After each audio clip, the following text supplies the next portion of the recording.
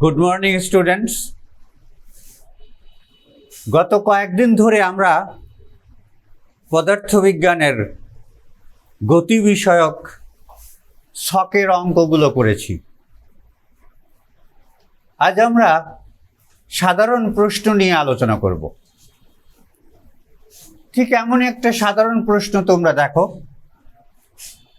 54 kilometre বেগে 54 kilometre per hour বেগে চলন্ত এক গাড়ি চালক 46 মিটার দূরে একজন অন্ধ লোককে দেখে ব্রেক করল এবং লোকটির 1 মিটার সামনে এসে গাড়ি থামাতে সক্ষম হলো। এখন প্রশ্ন হলো যে গাড়ি থামতে কত সময় লেগেছিল? প্রথম প্রশ্ন, আমরা প্রথম প্রশ্নটার উত্তর তৈরি করি। দেখো, এখানে আদিবেগ দেওয়া আছে, আদিবেগ ইউ 54 কিলোমিটার পার আওয়ার। এটাকে যদি আমরা ভাঙি 54 ইন্টু 1000 ডিভাইডেড, এই পার আওয়ারটা নিচে এসে 1 ঘন্টা হলো, অর্থাৎ 3600 সেকেন্ড। এত মিটার এবং 3600 সেকেন্ড। এটাকে যদি আমরা ক্যালকুলেশন করি তাহলে 15 মিটার সেকেন্ড ইনভার্স 1 অর্থাৎ পার সেকেন্ড। এবার আমরা শেষ বেগ বের করব। শেষ বেগ v ইকুয়াল টু 0, কারণ গাড়িটা থেমে গেছে তাই। এবার অতিক্রান্ত দূরত্ব s ইকুয়াল টু কত? কারণ অন্ধলোকটি 46 মিটার দূরে ছিল, তারপর 1 মিটার সামনে এসে গাড়ি থেমে গেছে, সুতরাং অতিক্রান্ত দূরত্ব 46 মাইনাস 1 এত মিটার ইকুয়াল টু 45 মিটার।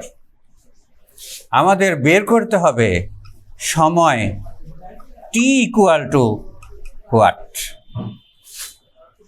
একদম সহজ ব্যাপার।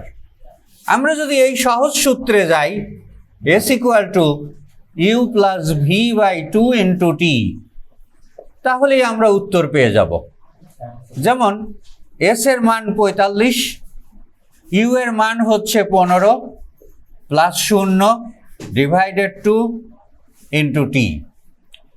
ক্যালকুলেশন করলে আমরা পাচ্ছি 15t ইকুয়াল টু 90, অতএব t ইকুয়াল টু 90 বাই 15, অর্থাৎ t ইকুয়াল টু 6 সেকেন্ড।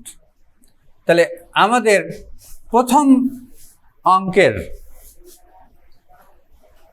উত্তর দাঁড়ালো যে গাড়ি থামতে 6 সেকেন্ড সময় লেগেছিল।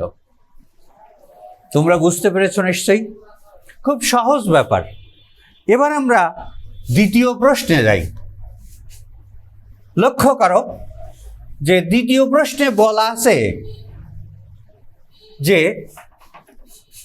গাড়ি থামতে যদি আরো 0.5 সেকেন্ড সময় বেশি লেগে থাকে তাহলে ড্রাইভার দুর্ঘটনা এড়াতে পারবে কিনা গাণিতিকভাবে বিশ্লেষণ করো। গাড়ি থামতে যদি আরো 0.5 সেকেন্ড সময় বেশি লেগে থাকে তাহলে ড্রাইভার দুর্ঘটনা এড়াতে পারবে কিনা গাণিতিকভাবে বিশ্লেষণ করো। লক্ষ্য করো তোমরা, এখানে সময়টা একটু বেড়ে যাচ্ছে আর বাকি তথ্যগুলো আগের মতোই থাকছে। তার মানে আমরা ঘ নম্বরে এসে লিখতে পারি যে সময় t ইকুয়াল টু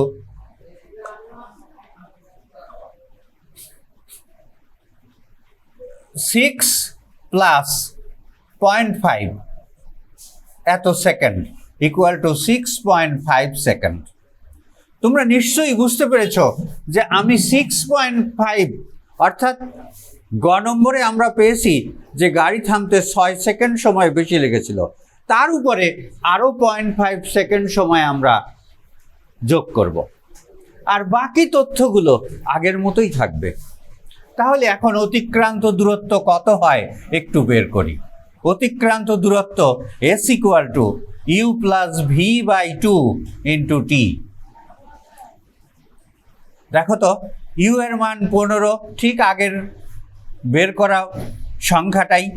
v এর মান 0 / 2 × t। তাহলে কি আসছে লক্ষ্য করো, t এর মান 6.5, তাহলে 15 × 6.5 / 2 = এটা যদি আমরা করি 48.75 আসবে, 48.75। তাহলে এই 48.75 মিটার অতিক্রান্ত দূরত্ব বের করলাম। তাহলে কি বোঝা যায়? ড্রাইভার যখন অন্ধ লোকটিকে দেখেছিল তখন সে ছিল 46 মিটার দূরে, কিন্তু গাড়ির অতিক্রান্ত দূরত্ব 48.75, অর্থাৎ ড্রাইভার দুর্ঘটনা এড়াতে পারবে না। আমাদের বলা হয়েছে যে গাড়ি থামতে যদি আরও 0.5 সেকেন্ড সময় বেশি লেগে থাকে তাহলে ড্রাইভার দুর্ঘটনা এড়াতে পারবে কিনা গাণিতিকভাবে বিশ্লেষণ করো। আমরা অতিরিক্ত 0.5 সেকেন্ড নিয়ে দেখলাম যে অতিক্রান্ত দূরত্ব আসে 48.75।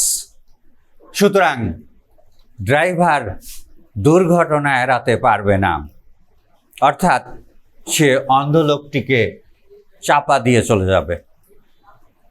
তোমরা দেখতে পাচ্ছ যে আসলে পদার্থবিজ্ঞানের গতি বিষয়ক যে কোনো অঙ্কই খুব একটা কঠিন বিষয় নয়। তোমরা আমাদের এই সমস্যাগুলো এবং তার সমাধানগুলো নিয়মিত অনুশীলন করো, ইনশাআল্লাহ সাফল্য আসবেই।